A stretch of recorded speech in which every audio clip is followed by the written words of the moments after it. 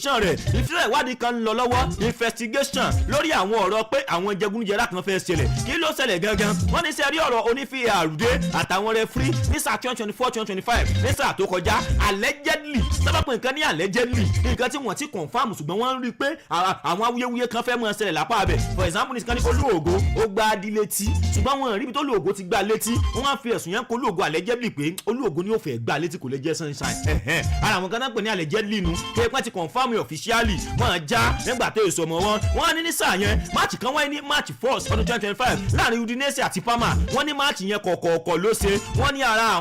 àwọn decision fi àrùnjọ yẹn wọ́n ní bàbá ìmọ̀ nípa rẹ̀ àkọ́kọ́ nu wọ́n lẹ́ẹ̀kejì Inter Milan bó ṣe gba líìgì ní Inter Milan wọ́n ní ara àwọn máàcì Inter Milan tó gbá láwọn sáà yẹn wọ́n ní bàbá ìgangan ó wà in favour àwọn rẹfí tí bàbá ìlú ọmú kan mọ̀ darí ìfigagbága Inter àwọn rẹfí tẹ́pọ́n ti jọ ọwọ́ wọn ti jọ kọwọ́ ẹsẹ̀ ti jọ kẹsẹ̀ ni nípòyà Inter Milan gbọ́dọ̀ mọ̀ borí máàcì wọ́n ní yẹn náà ń wà lára rẹ̀ yẹn lápá bẹ̀ bàbá yìí ẹni ọdún méjìléní àádọ́ta ni 52 years of age wọn kan láàkùnrin tá à ń sọ ẹ̀ wọ́n ní pẹ̀lú bísẹ̀ ìwádìí ṣe wà lọ lọ́wọ́ Rochi wá sọ̀rọ̀ ó ní ẹ dákun kẹ́ ẹ lẹ́sẹsẹ ẹ̀yin dáadáa ẹ̀yin kọ́kọ́ resign tí má ti wá resign tí mo wà nílé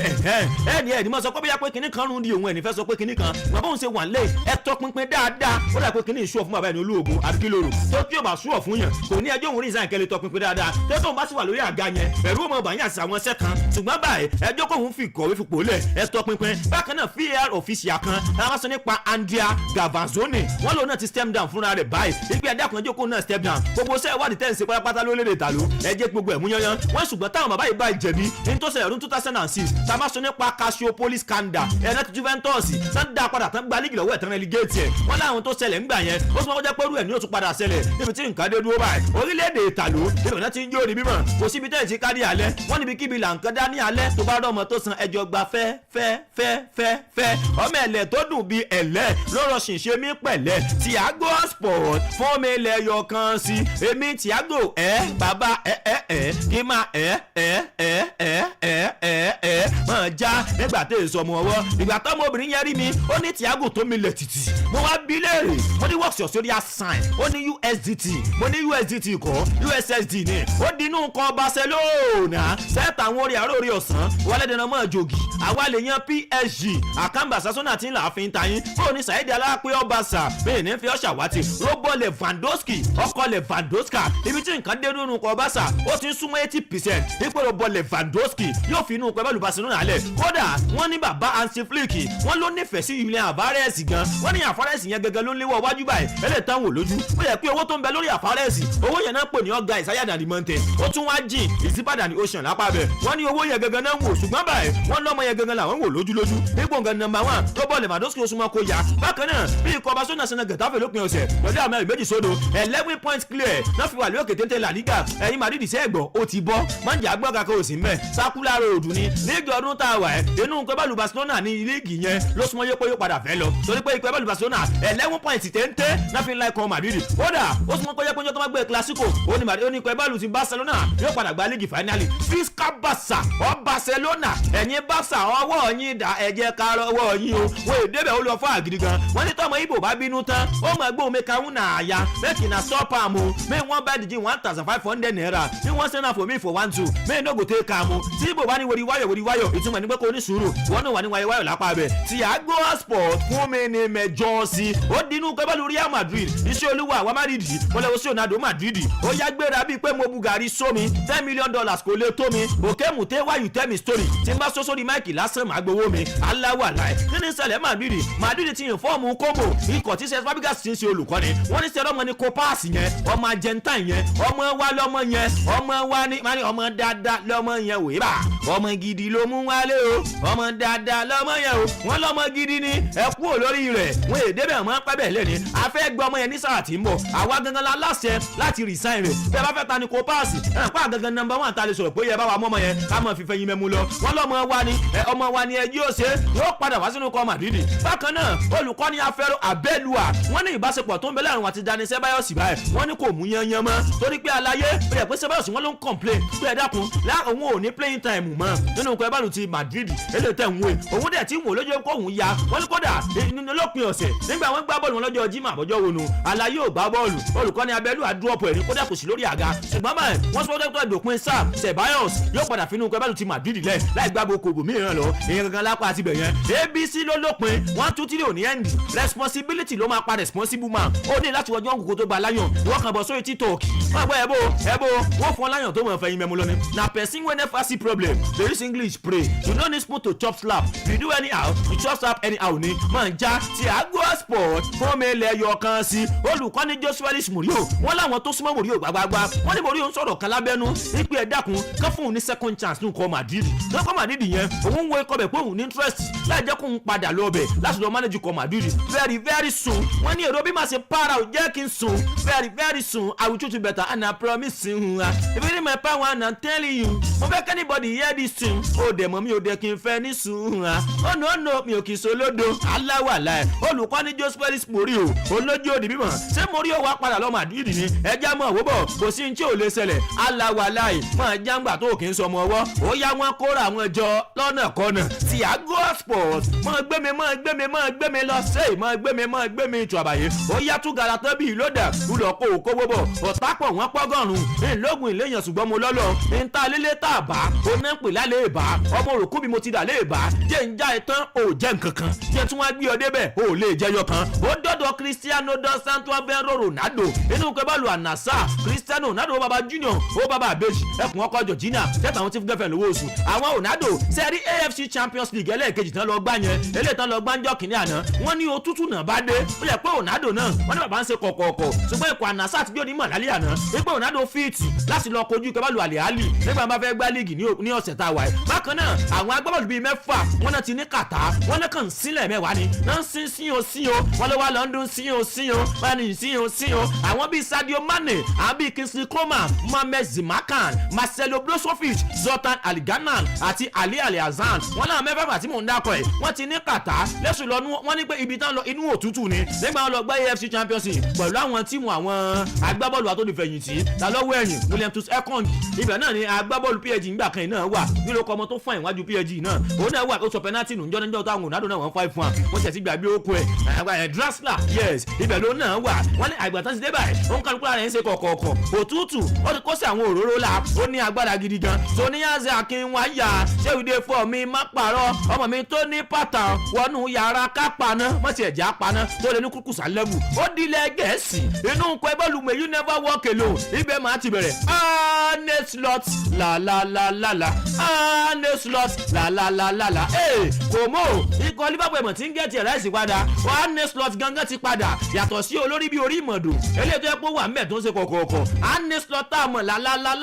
ó ti padà ìwọ́n kí n tó dọ́dọ̀ tiẹ̀ sẹ́ẹ̀rí agbábọ́ọ̀lù Andy Robertson ètò ti tò láàrin ìwọ̀n ẹ̀tọ́ Tottenham Hotspur àdéhùn ọlọ́dún méjì ni o ọdún 2028 làdéhùn yẹn máa parí ó tún wọ́n ní àǹfààní àti lè fẹ̀ sọ́dún kan sí lọ́dún 2029 owó tí ó mọ̀ gbà ní gbogbo sáà kọ̀ọ̀kan £8.2 million oní ọmọ ẹgbàá lápá bẹ̀ olùkọ́ni Roberto Di Serbi wọ́n ló ti approve signing yẹn aláwà láì ṣùgbọ́n condition kan tó wà ń bẹ̀rẹ̀ tí ikọ̀ Tottenham Hotspur bá relegate òní Robertson ó lọ o mọ́tọ́mọ́ relegate báyìí kò ní possible gangan lápá bẹ̀ ó lóun ò ṣetán láti gba championship bíi kíni ọmọ òmọ̀wé Elland Writing Sandwriting wọ̀nyẹ́ kí ó máa kìíní ọmọ òfin ẹ̀ lójó ló pa ó lè máa ń sẹ́wọ́n ní ìyanu ní sẹ́gbẹ́ òtọ́rọ̀ bí ikọ̀ yín bá relegate lásán ẹ kú olórí rẹ o òun ò ṣetán láti jẹ́ kóhun tẹ̀lé yín lọ kóhun lọ́mọ bá ń gba championship lápá bẹ̀ ta lójú ó di mímọ̀ Andy Robertson òun gangan ló sọ̀rọ̀ yóò lápá bẹ̀ I get 100k I give you 99k ní àgọ́ 1k wọ́n rí mi ò ní kéèkì náà yẹn ń wéke Thiago Sport fún mi lẹ́yọ kan sí ẹ̀jẹ̀ tún gara tó bí lóòdà wúlọ̀ kó o kówó bọ̀ no time to time inú nǹkan tó ti ń mọ̀ sport ibẹ̀ mo balẹ̀ sí lọ́lọ́ta wà ẹ̀ káfí ẹnu adákẹ́kẹ́ sọ̀rọ̀ mi gbóná èyàn tó bẹ̀ àná mi bọ̀ jẹ́ ń gbẹ̀wò lọ́wọ́ rẹ̀ pèsè ìtàn fan cup sí lọ́wọ́ ọlọ́mọdé ayé ìdìwà bí ti dókítà kọ́ bẹ́ẹ̀ ìdìwà tó ń tuntun abẹ́rẹ́ nu match tó ti ń mọ̀ sport gbálòpin ọ̀sẹ̀ peter wolf mọ́lẹ̀ ẹyọ kan sódò ó ní agbára Javi wọ́n padà fi agbóòlù wọn kún Javi Simons ọmọ yẹn ṣe Savi Simons lọ wá ọkọ ẹ̀ dáadáa ó lè lo Google for ìsìgẹ́ kò sí pọ́nrọ́ yìí kan mú díje yk lẹ̀ fún wọn ìwọ gan lo Android phone tó ń lò fóònù ti dìrọ̀rùn ní ìsìn olówó díẹ̀ téèyàn lè rà náà wà ẹ̀ mọ́jà gbọ́ kakó sí mbẹ̀ ìgbà kan lè mọ̀ ní àti ra owó rẹ̀ wọ́n ó lè san díẹ̀ lọ gbókò ẹ̀ lọ́ọ̀nláìn kó o bóyá ṣe Savi ni àbí Javi Simons ó lòun ń jẹ́ àgbẹ̀bọ̀n tó ti ń mọ̀ sport tán gbé láti Bobby Leslie ọmọ olè Netherlands yẹn ọmọ yẹn ó ní ìfarapa lánàá ṣùgbọ́n gbà tá padà mọ́ olóògbé ACL ló ní injury mo mọ bẹ́ẹ̀ náà fáwọn ọ̀tá mi nù kọ́tà mi kan kọ́lọ́n kan bá fún ní ACL kó má bọ́ta fọ́dún kan injury yẹn ọlọ́dún kan ni kò sí tó fẹ́ fi pọ́n bẹ́ẹ̀ bá ya wèrè ju màálù lọ bẹ́ẹ̀ ló bí oṣù mẹ́sàn-án àbòsù mẹ́wàá ṣùgbọ́n tó bá ló ya wèrè ju màálù lọ ACL gan fò lókè ju màálù lọ oṣù méjìlá ni ọdún kan lè yóò lò lé sẹ́rí Javi ó bú ẹkún gbẹ̀rẹ̀ lórí Instagram ẹ̀ lánàá rule out of the season ó ló dùn òun gàgà òun bú ẹkún pé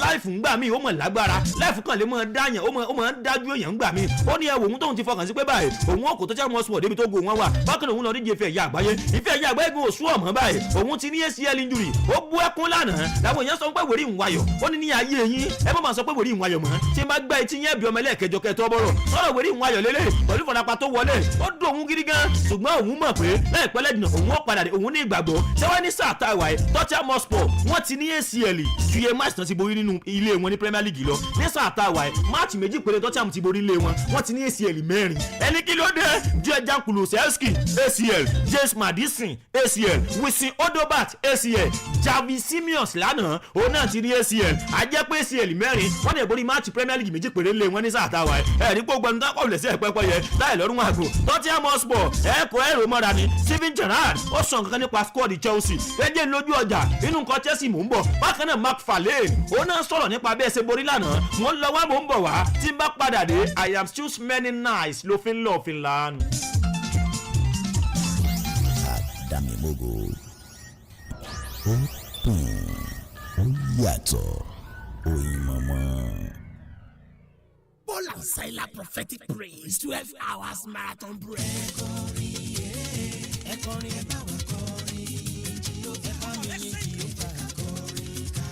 Ó bọ̀ lọ́nà ohun Ọlọ́run fún wòlíì Sámúẹ́lì Alọ́ bàbá Adamimogo nìyẹn láti tú àwọn olè sílẹ̀ nípasẹ̀ ìyìn pẹ̀lú ìsọtẹ́lẹ̀ lẹ́nu àwọn wòlíì lọ́jọ́ Sunday 24th May 2026 látàgò méjì àṣálẹ́ di méjì òwúrọ̀ ọjọ́ kejì ọ̀pọ̀ àwọn olórin ẹ̀mí tí náà mímọ́ ń jò ní wọn ló ń bọ̀ Dr. Yinka Ayefẹ́lẹ́ Mama Bisi Aláwìyé Àlùkò K-Wonder Chigozie Wisdom Demi Riobo Glorious Adébáyọ̀ Bọ́sẹ̀ Adéìwà ọ̀pọ̀ àwọn wòlíì májẹ̀mú ló ń bọ̀ nígbà tí wòlíì Sámúẹ́lì Alọ́ bàbá Adamimogo yóò máa sọ tẹ́lẹ̀ bí ohun ìyẹn bá ti ń lọ sókè àṣẹ ọ̀rọ̀ yóò máa já ìdè tú ìdè sọ́dọ̀mìnira lọ́jọ́ Sunday 24th May 2026 látàgò méjì àṣálẹ́ di méjì ọjọ́ kejì 7 p.m. to 7 a.m. CAC Grace of Mercy Prayer Mountain Adamimogo Jesus City tó wà ní Ìlàmìjà Village Lekki Expressway Lagos láti máa pàdé Paul and Silas prophetic praise 12 hours marathon praise nínú ìyìn ọ̀pọ̀ odi ló máa yálulẹ̀ gbogbo wa ló máa hallelujah. Exodus 2026. Ọlọ́run yóò tún rántí májẹ̀mú rẹ̀ lọ́dún yìí o. Ìgbé dìde rẹ̀ dájú nípasẹ̀ ìpè Ọlọ́run lórí wòlíì Sámúẹ́lì Alọ́ bàbá Adamimogo. Àkókò tó pín iṣẹ́ àmì àti ìyanu ọlọ́dọọdún. No more limitation. Kò sí gbèdéke mọ́. Àyájọ́ májẹ̀mú ní sà. Tí àtẹnu bàbá Babájídé sọ tẹ́lẹ̀. Tó mú kí wòlíì Sámúẹ́lì Alọ́ bàbá Adamimogo oríṣi láti lè ṣàdérí o. Ọjọ́ Tuesday 19 ní Monday 25 May 2026 ní tọ́dún ìsà. Ìwọ náà gbáradì fún ẹ̀rí ohun tí Ọlọ́run tó fẹ́ ṣe lọ́dún yìí o. Ọ̀pọ̀ àyànmọ́ ní Jésù Olúwa wa ti tú sílẹ̀. Wọ́n nínú ìdè ìdádúró. Nípasẹ̀ fi ọ̀pọ̀rọ̀ sí Ọlọ́run àlàyé. Àwọn olórin ẹ̀mí Màmá Bísí Aláwìyé Àlùkò. Sarah Praise. Ayọ̀tọ́lá Fọlẹ́ṣíà. Peter Olúwafúnmi. Dámiláre Grace. Peter Ògúndọ̀kun. Níwọ̀lé Ọlọ́run àlàyé. Prọfẹ̀sà Olúwalọ́ bàbá Adamimogo. Wọ́n ti máa fi májẹ̀mú sọ tẹ́lẹ̀ látọjọ́ Tuesday 19 ní Monday 20th May 2026. CAC Grace of Mercy Prayer Mountain. Adamimogo Jesus City tó wà ní Ìlàmìjà Village. Lekki Expressway Lagos. Ọ̀rọ̀ ẹ̀rí ìtọ́dún ìwọ ló máa sọ́jí àjọ pàdé nú àdúrà. Òwúrọ̀ àánú àti anointing service pẹ̀lú wòlíì Ọlọ́run Sámúẹ́lì Alọ́ ó ti yá o. Ìwọ náà máa bọ̀ wá dẹ́rì ayọ̀. Ìlú Ìbàdàn yóò sọ testimony ìyanu lóṣù karùn-ún. Torí pé wòlíì Ọlọ́run àlàyé yóò mú dẹ́sẹ̀ wọ̀lú Ìbàdàn lọ́jọ́ Sátidé ọjọ́ kẹrìndínlẹ́.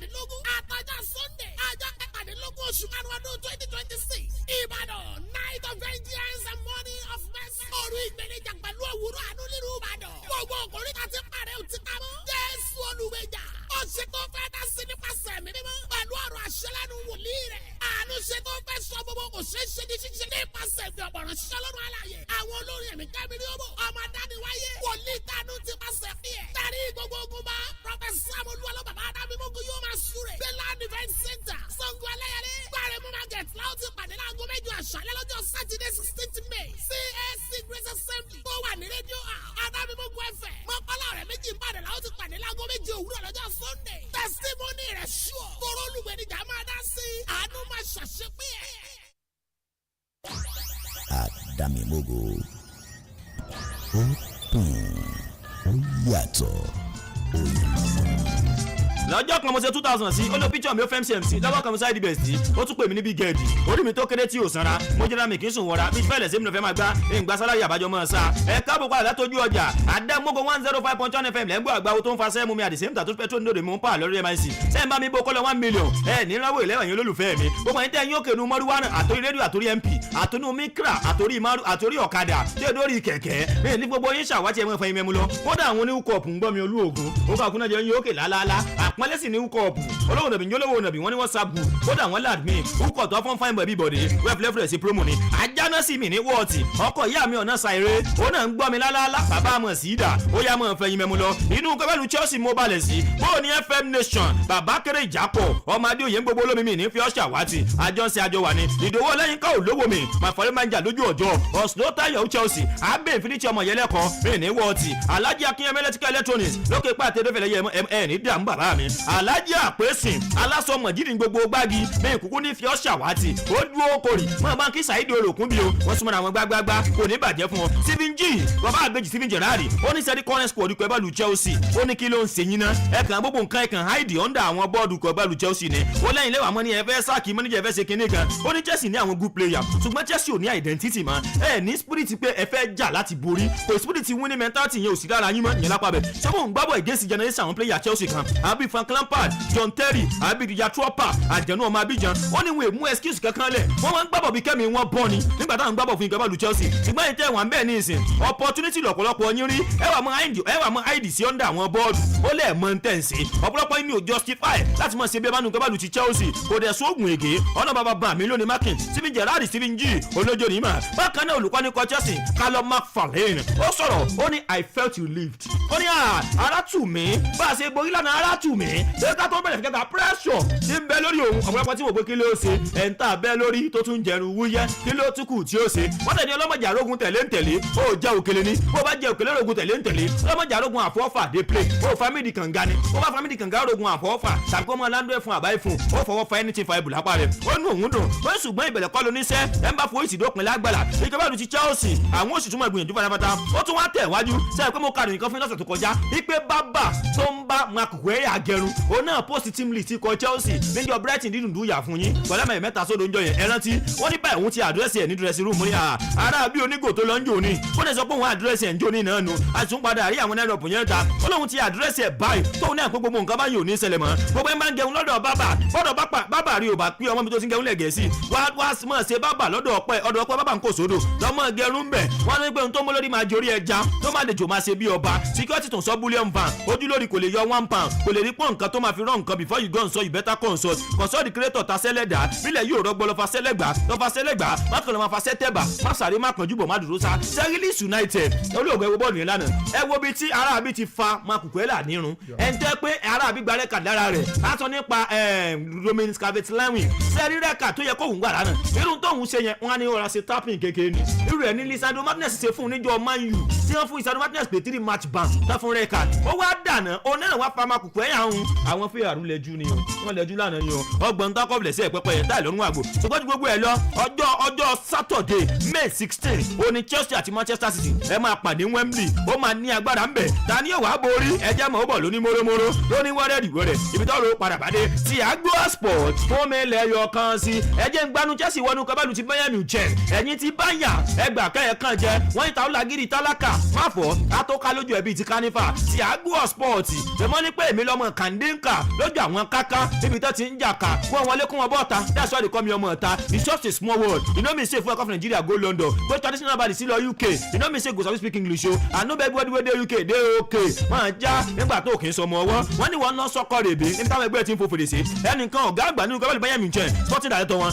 Max Abel wọ́n sọ̀rọ̀ ó ní sẹ́rí Michael Olise ẹ̀ ń bá lóhun ó gbé nínú gbẹ́bẹ́lì Bayern bá bo òun ní òfun lépè ikọ̀ Madrid àti àbí Liverpool kí náà ń pè ẹ̀yìn méjèèjì ẹlẹ́fẹ́ gbé ọmọ yìí yóò balẹ̀ yóò balẹ̀ wá fi wọgbó aṣọ ìbílẹ̀ lápò kẹ̀kẹ́ ní kọ̀ǹdọ̀ àìbẹ́ sínú kẹ̀kẹ́ mọ́rúwá òkúta bá sọmọ́ pẹ̀lú pẹ́ sọmọ ni nígbà ìdìmọ̀dẹ̀ ní kẹ́nìjú ìgbà ìdìmọ̀dẹ̀ àjàsọ àjà ọlọ́pọ̀lọ́ yẹn kìnnìkan ní sáwò sálàyé ó ní ẹ mọ́ náà wọ́wọ́ ọ tẹ́ bá lọ bẹ́ẹ̀ sàlámì obìnrin ọmọ yóò sí fún títà àtìtà bákan náà bàbá ẹ̀ tún sọ̀rọ̀ lórí Nicholas Jackson ó láwọn ó dà padà Chelsea ọmọ yóò padà ilé pàmò ẹ lọ lé yín ẹ jẹ́ ká lọ lé láìláìláńlá ilé ti yá láìláìláńlá ó ló padà wá sínú kọ́bálù ti Chelsea kò sí tó fi pọn ìyẹn lápá mi yẹn ó ti sọ̀rọ̀ sókè ṣùgbọ́n fún àti ìpadà náà yóò ti ẹ̀gbáfẹ́ yẹ bí mẹ́ta ń sàdáwà ẹ̀ kọ́lọ̀ ń sàn lọ́kàn tó máa fẹ́ fadé sí kó gba champe wọ́n ti sẹ̀mọ́ra wọn nu. bákan náà olùkọ́ni Pep Guardiola nígbà tán na ikọ̀ ẹgbẹ́ àlò ti Southampton tán aláyé ń gbádùn lọ́jọ́ sátidé orí ẹgbẹ́ olùmọ̀ fún ilé ọjọ́ mẹ́ta ẹ lọ gbádùn ara yín ó di Monday tó ń bọ̀ kà tó gba Everton ẹ lọ gbádùn ara yín dáadáa kẹ́ ẹ tó wá padà sílùú Manchester ọjọ́ Wednesday ọ̀túnla ní wọ́n kálukú ẹ̀sìn wá padà sí training ó ní ẹ lọ gbádùn ara yín kẹ́ẹ̀rì lásìkò rí yín pé olóògo ó mọ̀ súnmọ́ kí Guardiola mọ̀ gba treble àwọn kan náà mọ̀ ní treble jó ni wọ́n mọ̀ rí gbà mọ́ Guardiola súnmọ́ ẹni bò ló ṣe jẹ́ ó ti gba Carabao yóò ti wọ final pẹ̀lú Chelsea FA Cup ó dẹ̀ tún wo ìdíje ti EPL lójú bóyá sẹ́nà àlelulẹ̀ kí n tó gbá àwọn goals mi wọlé ìṣẹ̀lẹ̀ kan ṣẹlẹ̀ lórílẹ̀‐èdè Spain ìyẹn lánàá ìṣẹ̀lẹ̀ wo gangan ló ṣẹlẹ̀ yé ń jà ẹ̀ tán Sulemana Mala ọmọ ladies kábíyàn bọ́ fọ́tò kò ní onífọ́tò lé nígbà tí o bá ti súnmọ́ kámẹ́rà kábíyàn ló di ajé kò ní rọra kẹ̀kẹ́ ṣé bọ́ mọ̀sálù sí bàbá ládọjà mọye mọ́tò tó dàdọjà tí bá ń jáde ni ẹ sọ fẹ́ tó fagídí wọ́wọ́ kọ́mọ̀ fẹ́lẹ́ mọ̀ sí ẹ̀yẹ anytime lọ́tẹ̀ náà lè já agodi bọ́ọ̀dù bá jágodi yóò já kirikiri àkójá sún pàǹtí ìpínlẹ̀ Èkó fúnra jáǹgbà tó kì í sọmọ wá Thiago sport lámbà mi lẹ́ ń jẹ bí ti sílẹ̀bù mo pọ̀ létí bíi sandy party mo dàbí òkun àtọ̀sà mo díìpù gan ṣé rí asọ́lẹ̀ kan ń bẹ asọ́lẹ̀ ó kọ́tán sọ lánàá Mike Tyson náà mọ̀ ń pè lánàá olóògo nínú líìgì ẹlẹ́ẹ̀kejì orílẹ̀-èdè Spain níbẹ̀ ló ti ṣẹlẹ̀ ikọ̀ rí Saragossa asọ́lẹ̀ wọn ó kọ ẹni Esteban Andrada òun gangan lórúkọ rẹ̀ nígbà tó fi ọwọ́ ọ̀sẹ̀ bọ defender Huesca ní ẹgbẹ́ ọrùn mọ́ bíi etí yàtọ̀ bẹ́ẹ̀ láàrin kúkú àti blow kò yí ọ blow bó arákùnrin nígbà tó máa ń jẹ ẹ̀bà ní àbí oúnjẹ ápú nígbà tó ti blow bọ́ ara bí ní ọ̀gọ́ ẹ̀jẹ̀ bùtá paraska ó ní agbára bọ́lọ̀ ń sànú ni sẹ́rí ẹ̀ ń tàn sọ nípa asọ́lẹ̀ ó ti ọkọ̀ gba yellow card kan tẹ́lẹ̀ rí ìdíje tán gbá lánàá wọ́n pè ní Aragonese derby àwọn derby tán máa ń gbá lórílẹ̀ Spain òun náà ni sẹ́wárí ara bí fúnra epo ti ọkọ̀ gba yellow card tẹ́lẹ̀ sẹ́wárí ẹni tó wá jẹ́ defender tó ti blow boy George Pulido ó ní captain Huesca wọ́n ní bọ̀bọ̀ ìgangan lórí àgbẹ̀ wọ́n jọ ń frustrate ara wọn wọ́n ní bó sí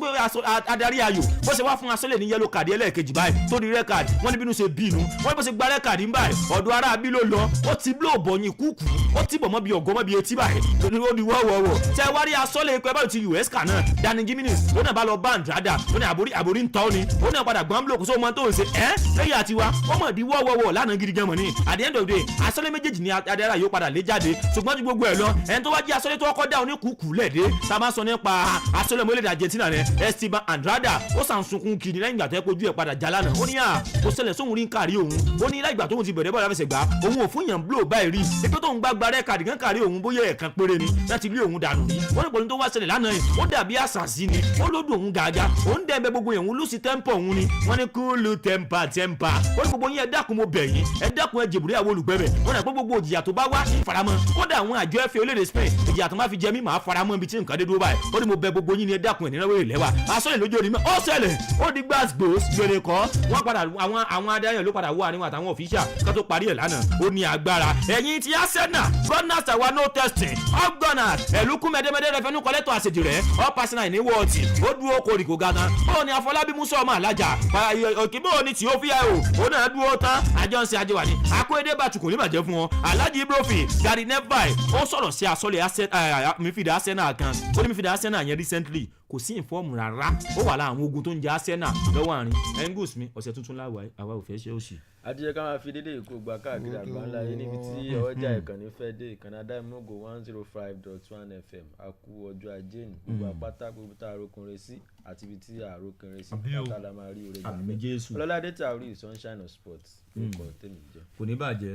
ẹ káàárọ̀ níbi gbogbo tẹ́tí sí ìkànnì Adamimogo 105.1 FM lágbára Ọlọ́run ojú àtẹ̀tí tẹ̀ fi ń gbé wa tẹ̀ fi ń wò wá lágbára Ọlọ́run nǹkan kan nù rí onírèlédè wa bí èmi ṣe máa ń ṣe é ládùúgbò lójoojúmọ́ náà ni pé ibi àárọ̀ ọ̀sán alẹ́ Ọlọ́run ní fipẹ́ nìkan kan nù gbogbo wa àṣírí òde ní túkó tó bò ọ̀sẹ̀ yìí yóò sàn wá sówó yóò sàn wá sọ́lá yóò sàn wá sí àìkú baálé ọ̀rọ̀ adẹ̀kú ìwọlé àwọn ti wọlé lágbára Ọlọ́run pè mí lánàá wọn ò ní ṣìrìn ẹ̀mí ọgbọ́n ìmọ̀ òye Ọlọ́run àjogún ẹ̀ fún gbogbo wọn àtẹni tí ó ṣẹ̀ṣẹ̀ kọ́ṣẹ́ bàálù parí náà Ọlọ́run ní jẹ́ ìṣiṣẹ́ bàálù ṣe o. máa gbọ́ ní sòrò sórí ìtì ìfihàn ti pé ó ti wọlé yáàdí gbogbo tó bá fẹ́ ṣe ọ̀rọ̀ mọ́ skul. níbẹ̀ lọ sí freedom ní. ẹ àti ìṣe mú lọ bẹ̀ mú kan lọ bẹ̀ mú lọ yọjú sí wọn. ebú wọlé ìsọsọ pé ṣe ní sátọ̀dẹ̀ mo ní mo fẹ́ lọ yọjú bẹ́ẹ̀ ọ̀rọ̀ aṣọ mo lọ yanjú mọ̀mọ́ bẹ́jú mi mọ́ kódà bàálù ló gbé mi dé airport alákíá lánàá ẹ ń bá rí mi lọ́nà èmi rà lá. bàálù ilẹ̀ àbí nítorí òfurufú. àní bàálù tó gbé mi wọ́n ní adé ló tún ṣe Allahu Akbar. mo náà gbọ́ pé bàálù kan pariwo tí salẹ́sà rẹ̀ já báyìí. ọlọ́run nìyẹn ṣé olóògùn yìí ìwọ ló ń kó bá mi lórí ètò yìí adi sórí ìyá adigun ni sọ fún ọ pé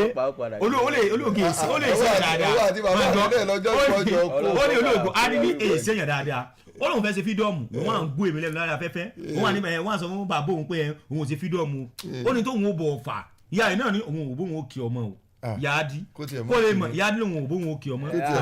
pẹ̀lú wà tóun kò sí wàhálà ẹ jẹ́ ká wá lọ wàhálà olóògbé wọ́n mọ̀ lọ́wọ́ ẹ jẹ́ ká lọ báyìí ká lọ sí silencer play nìjà ká lọ sọ́dọ̀ Gary Neville sọ̀rọ̀ oníṣẹ́ gbé òtọ́rọ̀ Martin Subimendi òun ni abọ́wọ̀ tó ń sọ lọ́wọ́ àrin Arsenal ọmọ orílẹ̀-èdè Spain yẹn ohun tẹ bá wo some months back dìgbà tá a wà yìí kò tẹ́ná kankan àtẹ̀tọ́ sì máa lò ó ní gbogbo ìgbà nígbà tí yorùbá mọ̀ nǹkan tí ń ṣe ni pé sẹ́gbó òtọ́rọ̀ níjọ́ tí wọ́n kojú Newcastle gan ọlọ́run ló kàn yọ Arsenal £60 million náà fi gbé ọmọ láti nìkan bá rẹ̀ sọ̀rọ̀ nígbà àwọn gbé níjọ́ kìíní àná ó ló ń bẹ̀lẹ̀ àwọn tó yẹ kó wọn àfẹ́ ti Arsenal débi tí àtẹ̀tà dé dúró Gary Neville lójú òdì mímọ́. ṣe rí ọ̀rọ̀ tí Gary Neville sọ yìí òótọ́ ọ̀rọ̀ gbáà ni. ìráyà gbìyànjú ń jọ Newcastle yẹn o. ṣe rí ilẹ̀ Gẹ̀ẹ́sì téèyàn bá ń gbá bọ́ọ̀lù ní líìgì mi tó bá délẹ̀ Gẹ̀ẹ́sì tí ó bá ń ṣe pé pléyà yẹn jẹ́ àwọn pléyà tó jẹ́ extraordinary player tí wọ́n gùdù dáadáa because àwọn pléyà kan wà tó jẹ́ pé kò síbi tí wọ́n lọ immediately wọ́n píìkì fọ́ọ̀mù wọn ni kò sí pé bóyá ilẹ̀ Gẹ̀ẹ́sì ló fẹ́ gbé mi èmi ò lè blame ẹ̀ because sáà àkọ́kọ́ rẹ̀ náà rè ó dẹ̀ gbìyànjú kóòtù ni ò kàn wá ìyẹn Mikel Arteta òun ni ò help ẹ̀ because irú táìmù yìí tó bá jẹ́ pé wọ́n sì ní irú Thomas Partey yẹn táìmù tíṣẹ́ ẹ̀ máa yẹ. ṣé wọ́n àwọn yẹn náà lọ ra nígbà Partey lẹ́njọ́ kìnìún wọ́n rò wọ́n rà rẹ̀ sí. because ṣẹ́rí Partey yẹn táìmù tí wọ́n tà yẹn mi sì ń sọ ńgbà yẹn kò yẹ kí wọ́n tà but bóyá torí pé wọ́n wá ń gbọ́ fìrìfìrì pé bóyá wọ́n ló jí ọmọ sáré wọ́n jọ sáré ìje nǹkan bẹ́ẹ̀ náà sì lọ Sanjo ní bóyá torí ẹ̀ ní tó ní kọ̀ gbà yín. ó ti dáa gbogbo èyí tẹ́ ẹ ṣe ń wíkẹ́ndì àti ìkó mbẹ́. ìyẹn náà ni o ṣe wọ́n sọ̀rọ̀ wíkẹ́ndì kò sí tó kọ́ pẹ̀lú fámìlì ẹ̀mí àdí ìṣòlẹ̀. kò sí wàhálà ìyá àdí sáwà ń wíkẹ́ndì. lágbára Ọlọ́run. àṣírí wo ni tú. yẹ́rí olùkọ́ni ni ò hẹ́ẹ̀pẹ̀ tó bá jẹ́ pé ó ní bí mo ṣe ń sọ lọ tó bá jẹ́ pé irú Partey yẹn ò tí ì lọ ni kò bá rí yẹn máa fi help ẹ̀ kò sí ẹni tó lè help ẹ̀ ńbẹ̀ yẹn mọ́ because ẹ rí i pé ní sáà yìí kò jọ bíi pé ó ń ti. òun ló fẹ́ gbá bọ́ọ̀lù jù gan àwọn ráìsì ní júrí ọ̀pọ̀lọpọ̀ gbà. kò jọ bíi pé ó ń ti ráìsì gan síwájú ni iṣẹ́ yẹn ti wá wọ̀ lọ́rùn débi pé kò sẹ́ni tí ó kò lè ṣe jù báyẹn lọ ọ wá lè di sáà tí ń bọ̀ because ẹ jẹ́ kí n fi ọ̀rọ̀ rẹ̀ wí ọ̀rọ̀ Rodri Man City ẹ lọ wo Rodri dáadáa nígbà tóun náà kọ́kọ́ dé tó dé sílẹ̀ Gẹ̀ẹ́sì kò gbá nǹkankan ó dàbí àsìrò ọjà nígbà yẹn ṣùgbọ́n nígbà tó yá tó peak kò sẹ́ni tó lè Subimendi agbábọ́ọ̀lù ni ṣùgbọ́n season yìí a lè fi judge lójú tèmi gan ó sì try. tí ó fẹ́ wò ní pé nọ́gàdì wọn àbẹ́ kò trust yẹ. àwọn nọ́gàdì mo ti wọ́ rẹ̀ yìí ṣe player. èyàn ní òsè lọ ra nọ́gàdì òkè tí wọ́n bá gbé nọ́gàdì àti Thomas Partey lẹ̀ ta ni wọ́n mú. ṣé kò ju nǹkan lọ ni. nọ́gàdì ó rà èmi sì tún pé fà Partey àyẹ̀dì Subimendi èlé lọ́dọ̀ tèmi o. Thomas Partey gbàgbé o Thomas Partey yẹn ó mọ bọ́ọ̀lù gbàtàrà lọ́dọ̀ tèmi ó dájú. nọ́gàdì yẹn tó bá jẹ́ nọ́gàdì wọ́n lò wọ́n ti wà bíi nọ́mbà 5. mo bọ́ rẹ̀ fásnà ìṣẹ́dúrọ̀ mélòó ló ń gbá kí tó bá dá náà làdẹ́tọ̀ wọn start yẹ tí o kó lórí ẹ̀já rẹ̀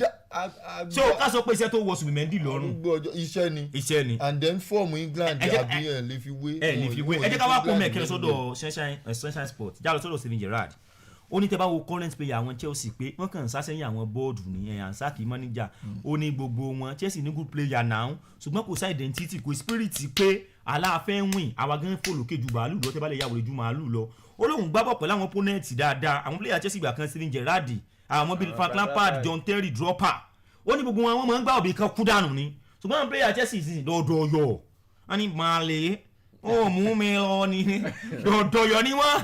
bẹ́ẹ̀ máa ń ṣe bẹ́ẹ̀ ìdìdìrín ni wọ́n ní ebi ń pa mi ọjọ́ ìdánilódù káàdì kan fún wọn 3,000 olùrọ̀ bá dé lápá bẹ̀ ṣé ẹ̀yin náà wo ọ̀rọ̀ Steven Gerrard sọ ẹ rí i pé ọ̀rọ̀ wà ń bẹ nínú ọ̀rọ̀ tí ìyẹn Steven Gerrard ilé tó sọ tábà ní ká wo àwọn agbábọ́ọ̀lù tí ikọ̀ Chelsea tán pàrẹ̀dì lọ́wọ́ ẹ rí i pé wọ́n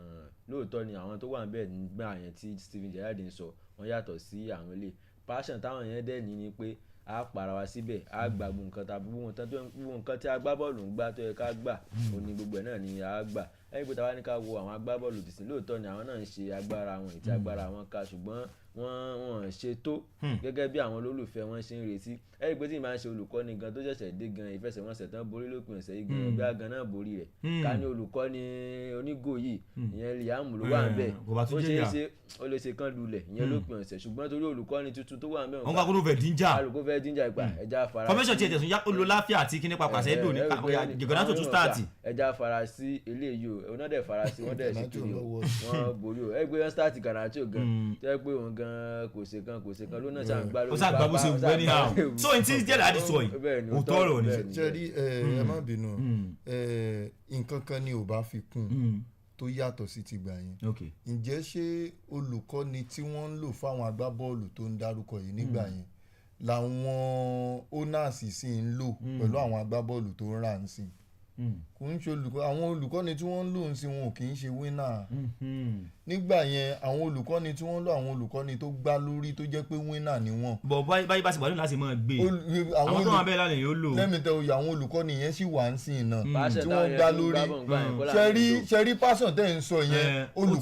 olùkọ́ni ló gbìn sáwọn agbábọ́ọ̀lù nínú ẹ lọ bèrè tẹ bá máa ń tẹ̀lé Chelsea dáadáa àwọn pléyà tó bá Jose Mourinho sí Chelsea máa ń sọ ọ́ tì náà pé Mourinho máa sọ fáwọn pé jẹ́rí Barcelona tẹ́fẹ́ lọ bá yẹn wọn ò mọ bọ́ọ̀lù gbájú yìí lọ ẹsẹ̀ méjì lẹ́jọ́ ní ẹlẹ́nà wọn ẹjọ́ gbà ní àwọn olùkọ́ni nìyẹn kò sí àwọn òsì tọ́jọ́ pé tí wọ́n bá ná wọn wọ́n gbà wọ́n á ti gbà pé ẹja filẹ̀ ṣé ẹ fi àwọn olùkọ́ni ẹ fi wá Antonio Conte tó jẹ́ pé kò gbọ́ kankan èké tí ẹ bẹ ti máa ń ṣépè. àbẹ́ fi wé Thomas Tuchel tó jẹ́ pé yóò gbéyẹ ṣépè tó jẹ́ pé kò kàn. so ìfẹ́ tí olùkọ́ni náà máa ń wà ń bẹ́ẹ̀. ìfẹ́ tí olùkọ́ni máa ń wà nù agbábọ́ọ̀lù tí yóò bá ti sáwọn ṣé irú tíṣà tí wọ́n ṣẹ̀ṣẹ̀ lé lọ yìí. tíṣà wọ́n ní pé kí ni náà pè substitute teacher mo náà ń pè ní Chelsea àwọn bọ́ọ̀lù yìí èsì èèyàn rè sí. wàhálà ìkálòhùn ló wà ń bẹ lópin ọ̀sẹ̀ ni. yóò ti jíyà ẹ̀yin nu Ọlọ́run ó yẹ jẹ́ kú omi ẹ̀ náà mo jẹ́ location mi sí mẹ́ẹ̀ mọ́ ẹ ti sáyé sọ sínú bọ́ọ̀lù Manchester City olùkọ́ni Pep Guardiola sọ̀rọ̀ ó ní listen to me Manchester City never ever bàbá ẹ̀ ń búra mọ́ àpọ́nlé ní ukọ̀ọ̀pù oníṣègbè òtọ́rọ̀ kò sẹ́ni tó lè ṣerú ẹ̀ ní UK mọ́ láìgbà tán ti dá UK lẹ̀ kò sí tíìmù ọ̀hún tó wọ FA Cup final lẹ́ẹ̀mẹ́rin léra ó ní wọ́n ní gàdọ̀ ó ti wọ lẹ́ẹ̀mẹ́rin ni ó lóun mọ tó ń sọ òkè mọ́ ṣeré káfí ẹnu adákẹ́ wájú rò mí gbọ́dọ̀ ni wọ́n ní ká ó ní ọdún 2020-2023 òun àti Man U jọwọ́ final òun náà Man U 2-1 ní 2023-2024 òun àti Man U jọwọ́ final Man U náà òun 2-1 ní 2024-2025 òun àti Crystal Palace jọwọ́ final Crystal Palace náà òun 1-0 ní 2025-2026 tàtún wá wà òun àti Chelsea náà ti wá wọ̀ sẹ́rẹ̀lẹ̀ wá pé ni kò sí anybody ọ̀hún lẹ́gbọ̀n tẹ́lẹ̀ dá UK lẹ̀ kò sọ ọmọ náà ikọ̀ ẹgbẹ́ ìjẹ́ jẹ́ pé FA Cup final ikọ̀ Man U àti Arsenal nìkan náà ti wọ FA Cup final ju Chelsea lọ báyìí Man U wọ̀ ní 22 times Arsenal wọ̀ 21 times Chelsea wọ̀ ní 17 times ọlọ́ta wà ó yẹ jẹ́ dọ́dọ̀ tí yóò fi IO bẹ́ẹ̀ ní fi ọ̀ṣà wá ti àjọ ń ṣe àjọ wà ní ẹnìkan bẹ tó súnmọ́ gbágbágbá ètò ẹ pé ìyàwó rẹ̀ ń sọjọ́ ọ̀bí lónìí alákùá táwọn sọ́nìpọ̀ Lámìdí Àdùnní ìyàwó rò tẹ́ gangan nìyẹn òun lọ́jọ́ ọ̀bí ẹ̀ I bet to you my super sister ejù tàbí blessing success lódò jẹ́ sufficient fund ìdígájà là bẹ́ẹ̀ tún gíjà là bá parò jèjì oṣù okùn má lè nájà dáwọn làbẹ́ ilé kéke ó sọ ní oṣù sẹ̀mí rẹpẹtẹ nínú owó ńláńlá àti àtúnṣe bá lè ọ̀rọ̀ ó bá lọ 199 years láyé àròkọ ẹ̀tọ́ ìpín pè ó pani ó ní síkì òní líkì ó mọ̀ mílíkì ìgbà ọdún flash ni ó yá mọ́ ẹ̀fọ́ ìmẹ́mu lọ ó pẹ̀ láyé bíi corruption bákan náà sàlámù aleikum ó ní wà lẹ́kùn sàlám sheik nuhu babatunde bámidélé òun náà sọjọ́ ọbí ẹ̀ lánàá ó dùn gbọ́ngbọ́n kan sí àwọn april wọ́n lọ fún àánú ayé sheik mi happy birthday o lágbó náà bá ẹ̀pẹ̀ mọ́mọ́ ṣe é pẹ́ ẹ̀ ní síkì ẹ̀ ní líkì ẹ̀mọ̀ mílíkì tẹ́ bá lo 201 years láyé àròkùn nítorí pápẹ́ yẹn pani ẹ̀ pẹ̀ láyé bíi corruption kò ní bàjẹ́ fún ọ kò dẹ̀ nífẹ̀ẹ́ bàjẹ́ ríákì láwọláwọlá àkùwátá ilá lílani ẹ̀dùn tàbí blessing success lódò jẹ́ sufficient fund ìgbà ọdún flashing ni o ní ìní fi ọ̀ṣà wá tì ó yá mọ́ ẹ̀fẹ́ yín mẹ́mu lọ. salamu aleikum ó ní wà aleikum salam Dr. Malam Sarafadi Ibrahim southwest coordinator of Isilona dijagaban Isilona ọmọlúwàbí of Isilona aṣíwájú of Isilona nu kò sọ olú ọmọ ọ̀kọ́lọ́mọ of Isilona mo tọ́ mọ̀ pé Cristiano Ronaldo of Isilona ọmọ ní ìpínlẹ̀ Kwara nílùú Ìlọrin kò ní bàjẹ́ fún ọ láíláí àṣàkùn ọwọ́ ẹ̀ ń gbé Isilona káàkiri wọ́n bẹ̀ kó dà pọ̀ mọ́ wọn máa gbowó téyìn ìfẹ̀yìntì ìrìwọ̀ ọlọ́run ọba rí ọlọ́fà easy loan ó tún wà ní mọ́rúwá ó tún gbowó kódà bó àánú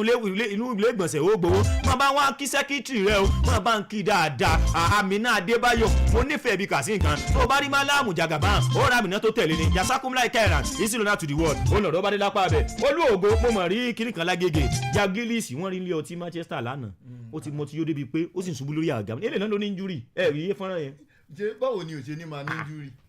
ó mọ̀ tí yóò gidi mọ̀ ní kí máa ṣeré. ẹ lọ wo àwọn guys Brazilian player yẹn àwọn Brazilian player eléyìí England lòun. mo ń bọ̀ mo kàn fẹ́ yọ nǹkan kan ni báwo ni nǹkan tí ó ń fi ní injury mo fẹ́ sọ yìí ẹ lọ wo àwọn Brazilian players wọ́n ti lọ sẹ́yìn nǹkan tí ò ń jẹ́ kí kárí àwọn pẹ́ òun ayé ìjẹkújẹ kó máa lọ gbé nǹkan sára mú green bottle yìí nǹkan tí ó ń ṣẹlẹ̀ sóhun náà ni oníjúrí o tún lọ ká tó máa lọ máa yù lálẹ́ bó wà lẹ́ Monday pay máa yù ẹni máa yù bẹ́ẹ̀ tó borí ní wàá ní ìṣẹ́jú àyà Brentford sunshine gbẹ̀gbọ́n náà máa yù ó borí ẹja máa lọ lé á padà báyìí jábọ́ méjì àbọ̀ lálẹ́ èwo tèmi ta ni Thiago ṣe mọ tẹ̀ ń ṣe. báyìí á tún ní wọ́ọ̀lá lẹ́yìn báyìí Arsenal ni iléyà á padà láago méjì àbọ̀ lálẹ́ 08118421866 08118421866 nọ́mbà mi nu ó ti bá mi ta lórí WhatsApp ń bẹ̀ adios goodbye ló ń jẹ́ bẹ̀lẹ́dẹ̀ Portugal aliamusula yansu ẹni afẹ́lá máa mẹ́tò fẹ́ni ló bẹ́ẹ̀ bẹ́ẹ̀ smile tún láyé like you bó dẹ̀ mọ́ sọ fún gbogbo àkíṣe pé kò nífẹ̀ẹ́ ni kò kí ń bá ẹ sọ̀rọ̀ o prosco fífa saski gbéra ẹ̀ ní fọlọ́gì ìgbàgbé pàdéwádà gómìnà àbọ̀ lálẹ́ same station ẹ̀ mọ́ fẹ́yìn mẹ́mọ́ lọ mẹ́ papa emeka kọ́ńkà chọ máa mú mẹ́ Thiago sport money sport yo who dey check am na person wey get password get fẹ́ ní yóò post ni ọlọ́mọsájà àsánkú nígbà dàbí lọ́njọ́ nínú tó ń post yẹ 30 mẹ́ta àti 10 100 ni o ẹ̀fẹ̀ ìmẹ̀mí lọ́nù ayé káì.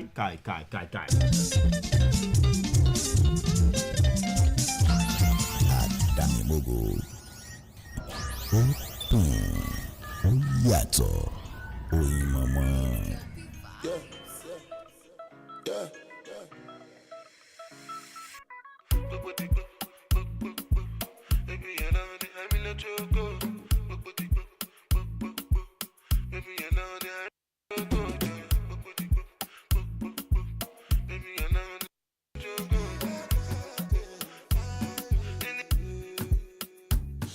Angelina, you dey cool in my temperature. If you call, I go come deliver. I no go fall in your hand never. So now me you could love forever. I'm a cocky no feeble letter. I'm a Angelina, with my Angelina. Oh me all down. Anytime when I see you for the club or the television, your body. Sure you know say the thing when you carry 50 kill somebody. You know I feel a vibe, so baby why not call me? Yeah, and I know you shy, but it's cool when we're making love. On the low, on the low, on the low, on the low, on the low, on the low, on the low, on the low. Angelina,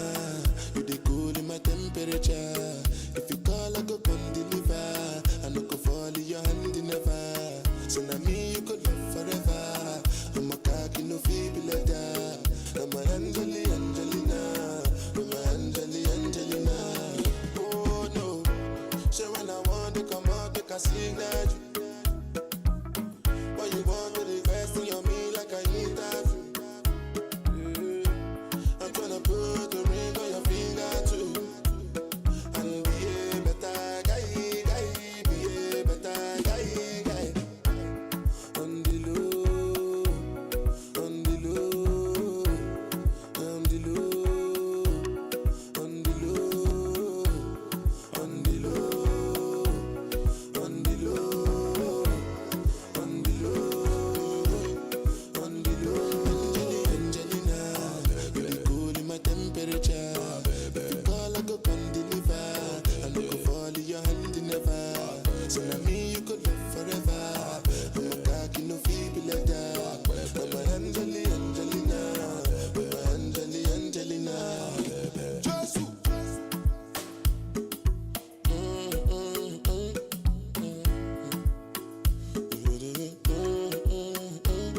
Big Smosa.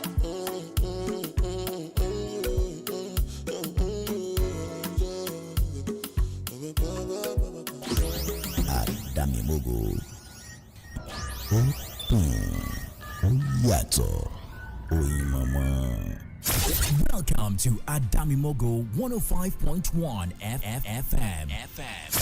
Voice of the Law. Guys, I know Kujima, Sunana Binga Adeika, Sirikin Diani. If you don't speak Hausa in the wo Afambu, Binga Adeika 1. If you don't speak Igbo or Bokia, Elimei Binga Adeika. If you don't understand any of those languages, it doesn't matter. My name is Binga Adeika, the first they call me the GCON, the Grand Comedian of Nigeria, and you're listening to Adamimogo 105.1 FM. Don't change that dial.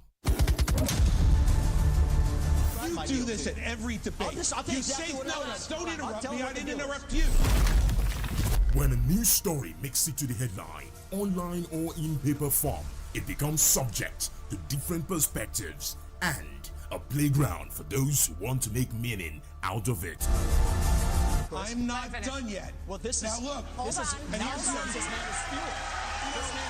When that happens, we are intentional about capturing the stories that matter, spotlighting the newsmakers, and helping you make sense of what hides between the lines. Join us Mondays to Fridays as we summarize all the top newspaper headlines for you on the Daily Dose from 9:30 to 10 a.m. on Adamimogo 105.1 FM Ibadan. Daily Dose, a quick summary of newspaper headlines that matter.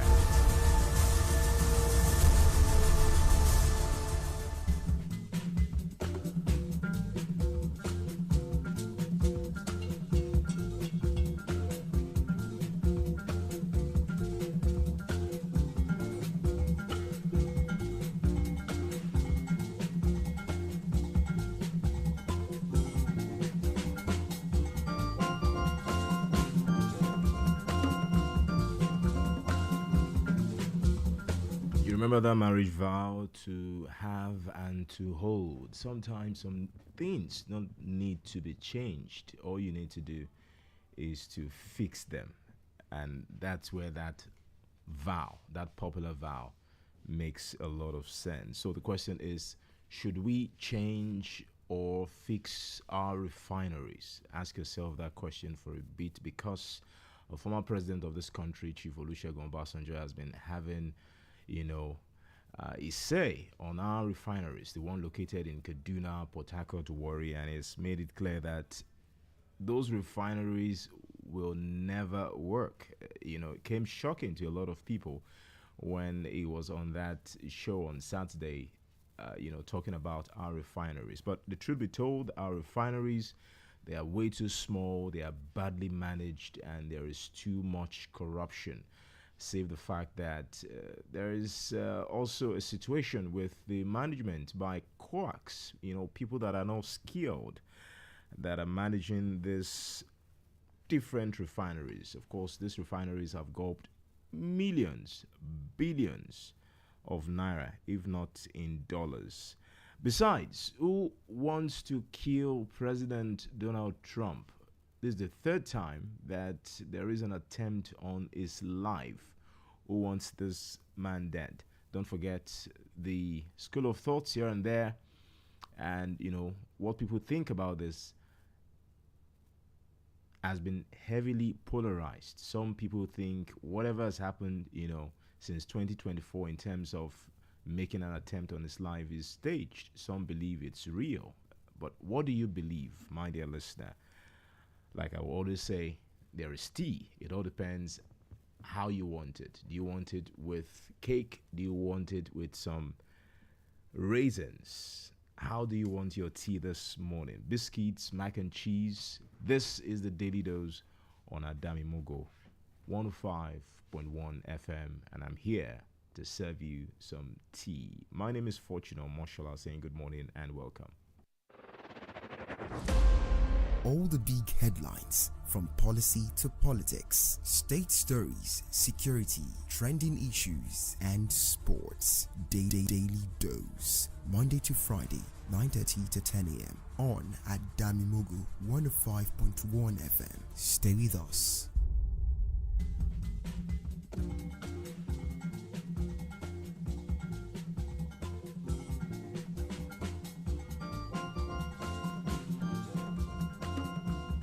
All right then, tell a friend to tell a friend. We're live on Facebook. Adamimogo 105.1 FM. Feel free to drop your messages, your comments, your contributions as we take a look at some of those newspaper stories. In about 5 minutes, we'll be joined by Dr. Lukman Gidado to help analyze what's been said by former President Olusegun Obasanjo. Let's take a look at some of the big newspaper stories this morning. I've got the Punch, the Vanguard, the Guardian, the Daily Post, the Cable for you this morning. Let's take a look at some of them. Ibadan meeting, PDP ADC blocks reject joint presidential ticket. NNPC refineries will never work again. That's according to Chief Olusegun Obasanjo. This one here, continuation from print. Fuel price hike, airlines plan Thursday shut down. Don't forget the price of getting jet fuel is rising by the day. It's almost unbearable, and I think a lot of airlines have had it up to here. Another UK-based Nigerian found dead at workplace. Let's take some more stories inside the Punch newspaper. What do we have here?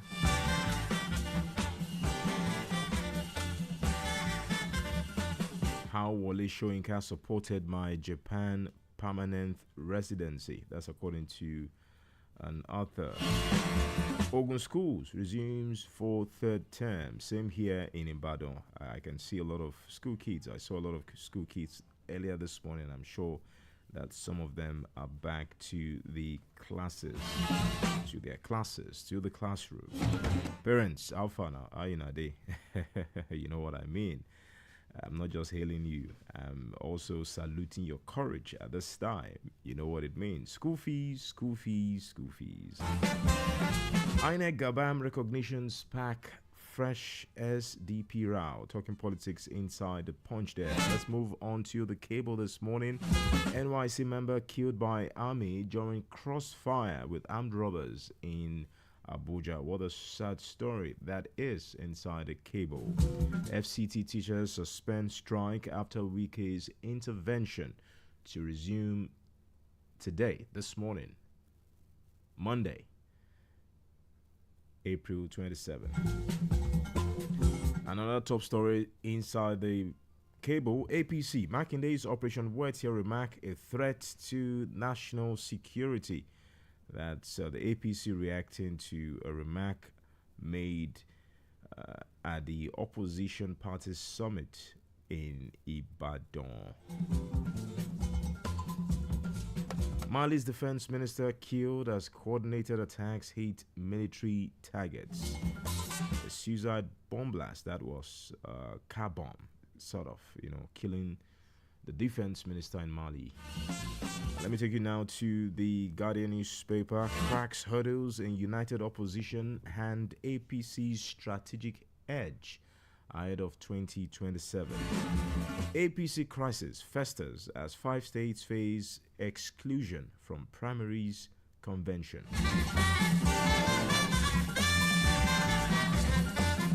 Let me take you now to the Daily Post this morning. What's the big story here? Pupil's death in River School sparks outrage as family alleges cover-up.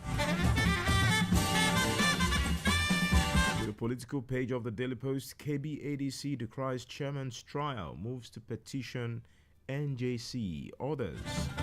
Ibadan declaration, opposition standing on sinking ground. That's according to the presidency.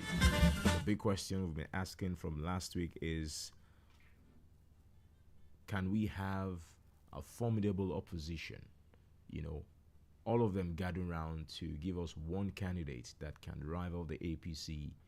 come 2027. Is that possible? That's the big question. And which of them would hold the fertile ground for this opposition? All right, then let's put a call through to our guest this morning, our guest news analyst, Gidado Lukman, Dr. Gidado Lukman,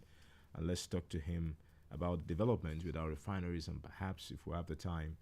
talk politics for a moment. Don't forget to join us live on Facebook, Adamimogo 105.1 FM. Tell a friend, join us there. Drop your comments, your contributions as we take a look at some of the bright, big stories on the Daily Dose this morning. Good to have you this morning, Dr. Lukman Gidado. How are you doing? Good morning to you. Yeah, good morning, Mr. Fortune. I hope you had a restful weekend. Very well. How was your weekend? Fine, thank you. Great. And let me use this opportunity to congratulate you on your wedding anniversary. All the best and my regards to Madam. Thank you very much. Thank you very much. God bless you, my brother. Thank you so much. So, quick one. Over the weekend, Chief Olusegun Obasanjo, former president in this country, was talking about our refineries and, of course, the state of our refineries. It was point blank that those refineries, the ones situated in Kaduna, Warri, and, of course, Port Harcourt, they will not work because they are badly managed, they are too small, and there is too much corruption that is clogging the wheel of, the expected efflorescence. What's your reaction to that comment by Chief Olusegun Obasanjo on the backdrop of the millions of dollars we've spent refurbishing these refineries? Okay. What I would say is that the concerns raised by former president of Nigeria, Chief Olusegun Obasanjo, they are very, very valid. According to him, he believes that the state-run refineries in Nigeria have historically failed due to inefficiency and corruption. And billions have been spent on turnaround maintenance with minimal output, and there's nothing to show for it. But the question is, the issue, as a matter of urgency, is not really the ownership as claimed by Chief Olusegun Obasanjo. For me, I feel is governance. Though he gave a classical example of the likes of Dangote refinery to back up his claim, but we should be careful, in avoiding a monopolistic market. His concerns are valid as the president of the country. The privatization that Chief Olusegun is currently calling for, why did his administration fail to, bring that on board? If something is that important, very, very essential to you, you will not be bringing it on board towards the tail end of your administration. Because he attempted to actually bring it on board, but are you saying after 8 years, when you have few months to go, that's when you now feel this is important? So for me, I feel what is the problem is, governance, and if we have a framework institution to ensure efficiency, transparency, and a fair pricing in either of the system, be it private and public, and we can ensure a prudent management of resources that will be allocated to our refineries. I think the desired output that Nigerians don't you think we've wasted too much money trying to fix these refineries? Remember, under former the late President Muhammadu Buhari, more than 1.5 trillion at some point was committed to fixing the Port Harcourt and, of course, the Kaduna refinery, all to nothing. And people are there working, making salaries, making money off government, but it's not producing anything. Should we just overhaul these systems and possibly let the Nigerian government give us one big refinery or two? Okay. Like I said earlier, I think the issue is corruption and inefficiency. What we need is institutions that can ensure transparency and efficiency. And if the government feel that the people that are currently managing these refineries are not bringing the desired output, we can bring about a public-private partnership as against leaving it or privatizing it in its entirety. Public-private partnership can actually ensure that they can be overhauled to ensure that Nigeria see the results, see the money that is being spent upon them. And it has to be a sincere approach to it, not that somebody will be empowered to go and bring about overhaulment of a refinery and the president is actually being empowered to make money. We need to be sincere in our approach to these issues, not just paying lip service and rhetoric statements. We have to be serious, we have to be desirous, and anybody found wanting on the issue of corruption or mismanagement in terms of our refineries, the president should be allowed to, to face the full out of the law. That is my take. Interesting one, Dr. Lukman Gidado. Before I let you go, let's quickly react to the IBADAN summit. I'm sure as a politically conscious person, you've been following developments around that summit and, what factions from the PDP, the ADC, Accord Party, Labour Party are saying that they want to field separate presidential candidates and not,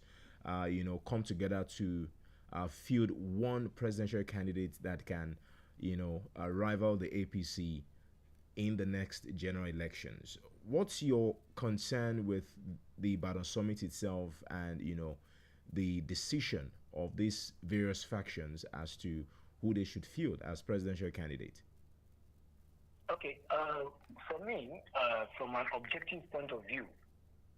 the Ibadan summit is a two-edged sword. It is a good one because in a democracy, we must have a very viable and credible opposition to avoid the one-party states. The moment Nigeria is running one-party state, that is not democracy anymore. We need opposition to always put the ruling party on its toes. However, the people that are in the opposition, we have a whole lot of political gladiators who I don't see wanting to step down for each other unless they are able to manage themselves well. We have the likes of Rabi Kwankwaso, Peter Obi, Atiku Abubakar, who has never stepped down for anybody. He's always all out to win all the primaries. So when you have such people, in the opposition, you have to tread with caution. Rotimi Amechi is there. He said he's not equally ready to step down for anybody. So it depends on how they are able to manage their house to actually form a formidable, that will challenge form a formidable opposition that will challenge the ruling party in the next electioneering process. For me, we need an opposition in a political balance, but how they equally. So you're making it clear that it's going to be difficult for these fringe opposition parties to make a deal as to let's present one. If it's going to be one, let's present one, and let's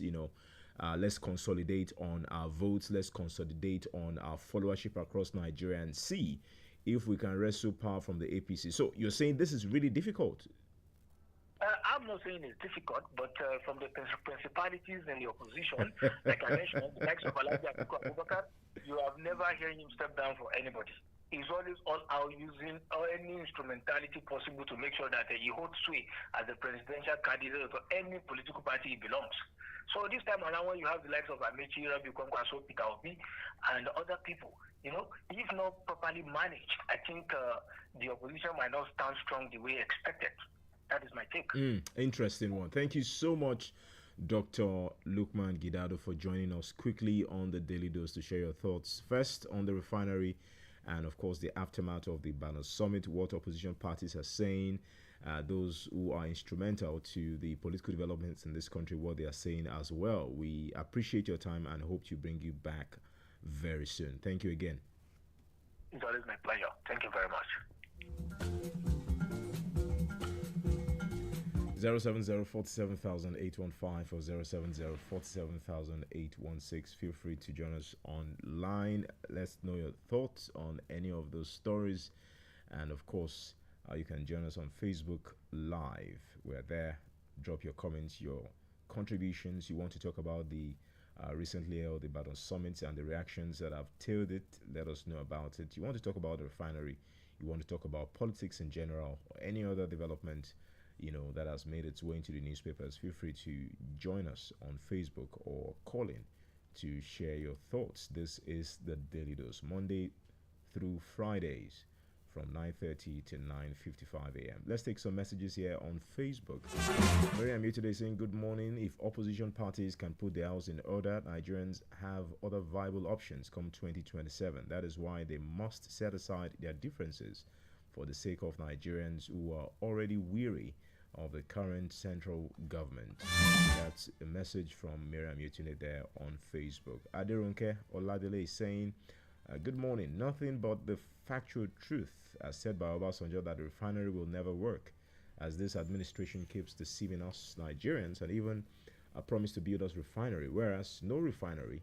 was built and we are battling a hike in fuel prices. May God see us through this time. Amen. Adedamola Okunola on Facebook is saying, good morning to you. As regards our refineries that are not functional, if what former President Obasanjo said is true, then the federal government should give room for privatization of the sector. Let's have competition. like that of network providers. Yes, competition to Dangote Refinery and the rest. Damilola Akiade on Facebook is saying the statement credited to Oyo State government on Operation Wetie shows the governor is making reference as the piece is just an advice. Anyone who doesn't know the meaning of Wetie should go and read history and stop misinterpreting the governor. Alright then, don't forget Operation Wetie back in 1965 in the Western region. For students of histories, for the OGs, they know what that is all about. Boluwatife Adamimogo is saying, good morning. I want to believe that Governor Seyi Makinde is only referring to what happened years ago. If the ruling party is not comfortable with that, they should do the needful. It's a pity that a party that enjoys criticizing others hates being criticized. What an administration.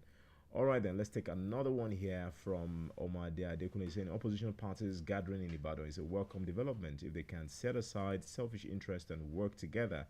it could pose a strong challenge, especially as Nigerians are growing tired of the daily hardship under the ruling party.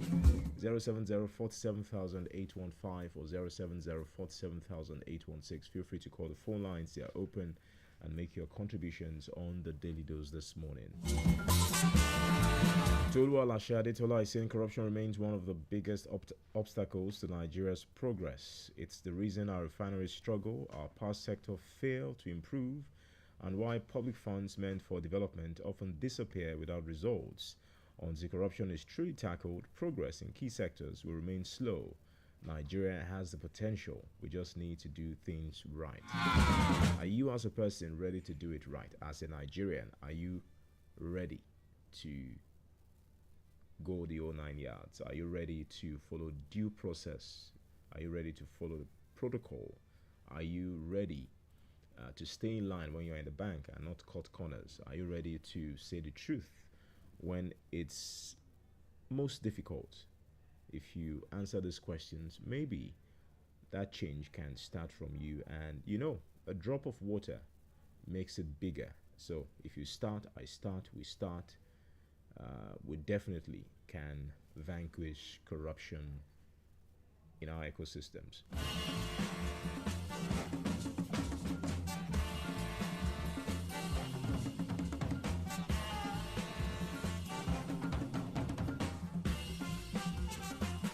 All right, let's take some more stories as we await those calls. Don't forget to drop your messages as well before we say our bye-byes. Let me take you straight to The Nation this morning before we call it a day, and perhaps take some sports stories inside the Punch newspaper. More knocks for Makinde over Wetie. Big headline inside The Nation this morning.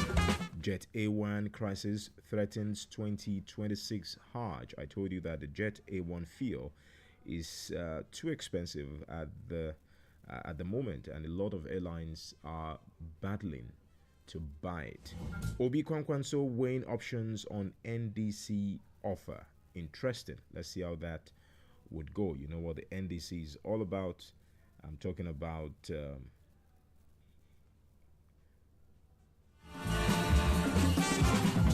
Nigerian Democratic Congress, the NDC. Options being weighed there. Let me take you straight to the sporting arena of the Punch newspaper. I can score against any team, Osimhen says after derby win. 3-1 it ended. Galatasaray against Fenerbahce, their arch rival. This evil won't continue. Galatasaray slam officials in Turkey. Outrage as Zaragoza keeper punches opponent in Huesca derby. A sad one for Tottenham Hotspurs. Simons ruled out for season with knee injury. Taiwo Eshepo Agbaje beats Soldier Boy after 10 rounds to claim WBA Africa title. Eshepo. Why dumped athletics for WWE? Or Bafemi, the Nigerian, making us proud in the faraway United States of America. Of course, there in the WWE, the World Wrestling Entertainment. You know what it did to Brock Lesnar for wrestling fans? That's our man. And he's telling us why he embraced wrestling fully. All right, then. Thank you so much, my dear listener, for being part of the conversation this morning. Let's make it a date tomorrow, same time, same station. Don't forget, I'll be here for Sport O'Clock and, of course, Inside Scoop, talking all your politics and more. Do join me there by 11 a.m. this morning for all the hot gist talking politics. I remain fortunate. Mashallah, the General. Bye for now. Welcome to Adamimogo 105.1 FM. Voice of the Light.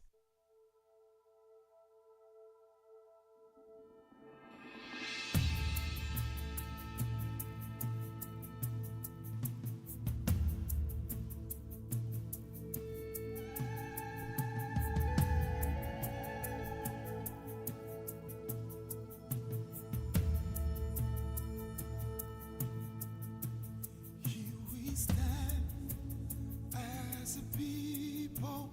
with one song, with one